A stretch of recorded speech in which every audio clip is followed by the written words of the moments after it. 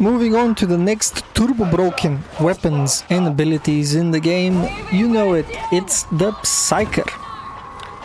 More specifically, their telekine dome. So, this ability is turbo broken.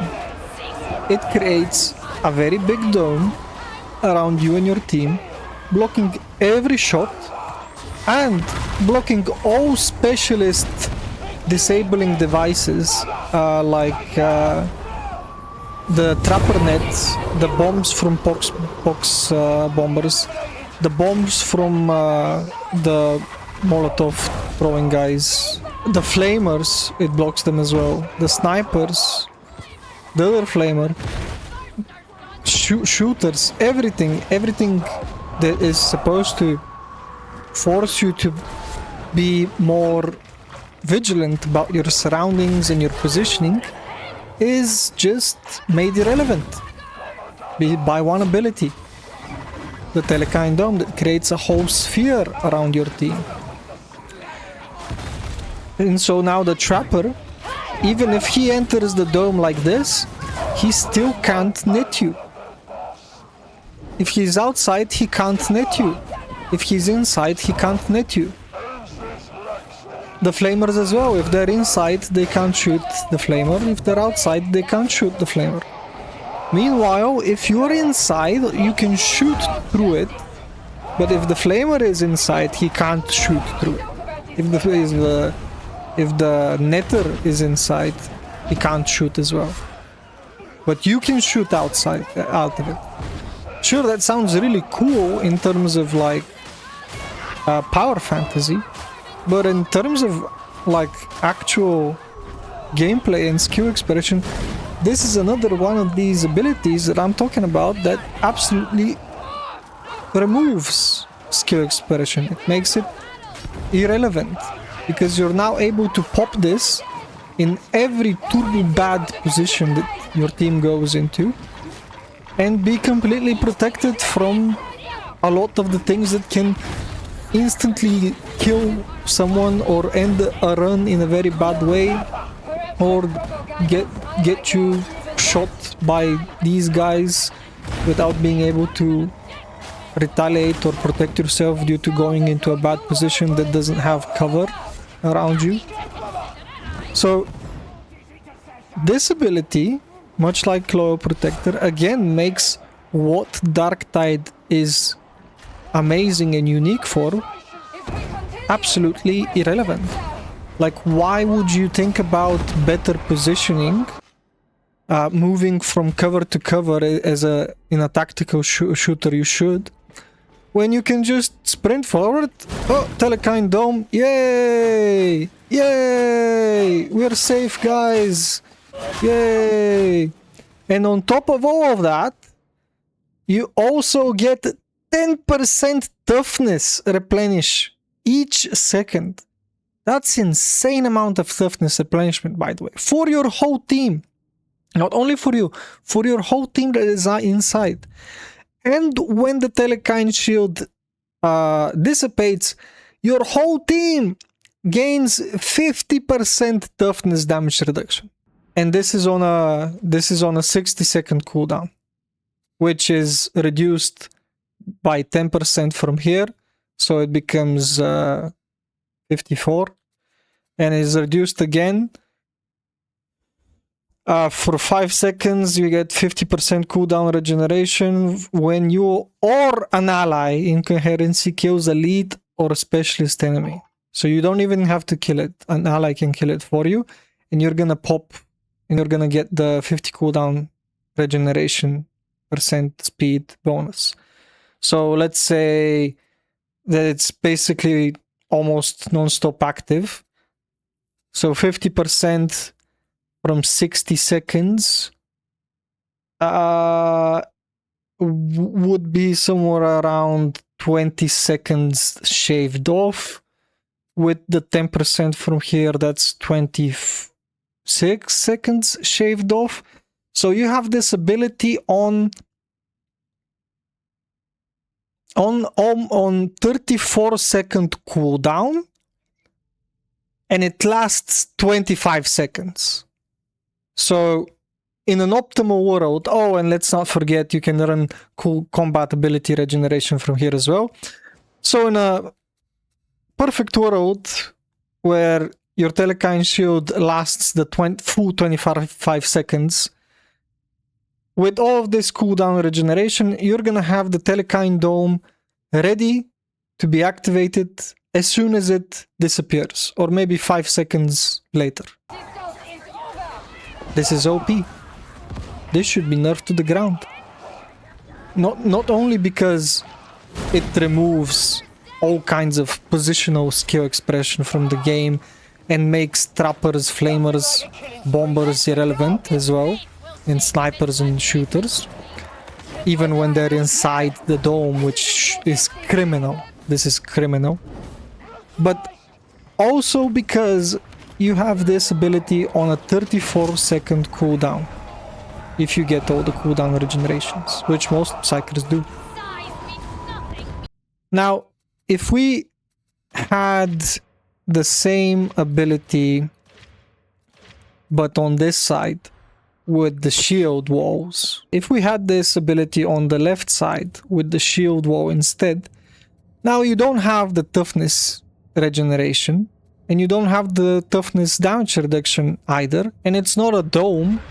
Now it's actually somewhat a skill expressive ability, because you still have to position yourself so on the left and optimally on the right you have cover protecting you from gunners and flamers and stuff like that.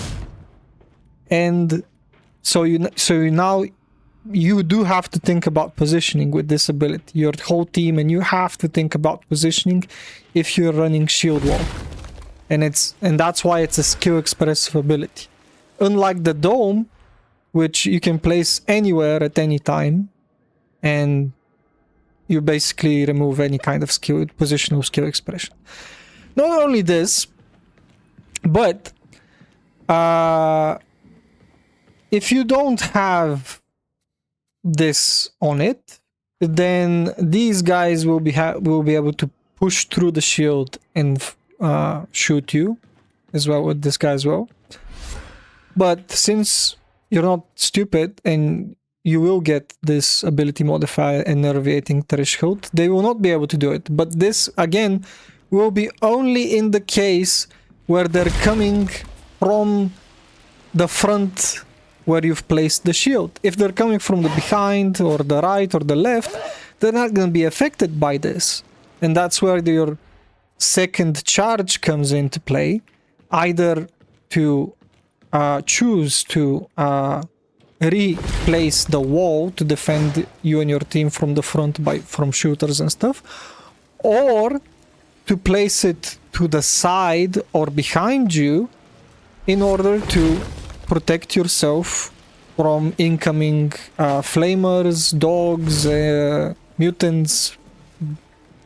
I don't think it will actually protect you from bombers like the dome will, and from trappers as well. So the shield wall is actually, compared to the dome, actually a skill expressive ability, and I don't mind it. But the dome is just terrible. It just removes all kinds of skill expression from the game. It should be nerfed to the ground. It should also be placed on an 80-second cooldown or more. And possibly this should be nerfed. Not entirely sure about nerfing this. It has its place, because with you having 10% toughness each second, if you're inside pox gas, you can actually just stand inside the pox gas with the dome active, and you will not die from the pox gas. So I kind of like that. It's situational, and it's kind of like a choice for you to not push out of the pox gas or escape backwards from the box gas, but instead stay inside. So I don't exactly mind this part too much. But the fact that this telekine dome removes all kinds of skill expression in terms of positional tactical awareness from the game, that's the sole reason why I think this should be nerfed to the ground. Starting with a cooldown of 80 seconds and maybe more. I don't know if 80 seconds will be enough because you have insane amount of cooldown regeneration from your abilities and from your trinkets as well. So I'm not entirely sure if 80 seconds will be enough of a nerf, but it might be.